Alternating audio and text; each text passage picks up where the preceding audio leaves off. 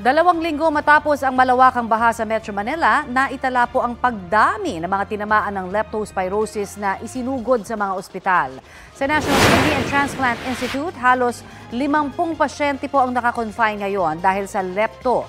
Kaya pati po yung mga gym ng ospital kinailangang gawin ng leptospirosis ward.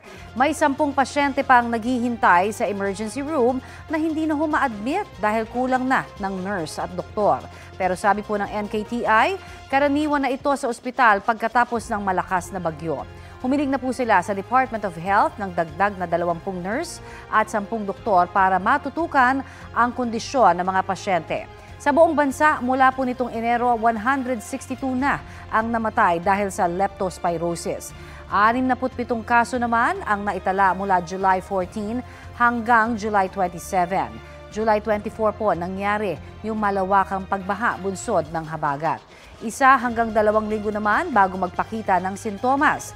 Kung lumusong man ho kayo sa baha, may sugat man o wala, ang payo po ng mga doktor ay magpunta agad sa health center at sabihing lumusong sa baha para mabigyan po kayo ng prophylaxis. Kapuso, para sa mga maiinit na balita, mag-subscribe sa GMA Integrated News sa YouTube. Sa mga kapuso naman abroad, subaybayan nyo kami sa GMA Pinoy TV at sa www.gmanews.tv.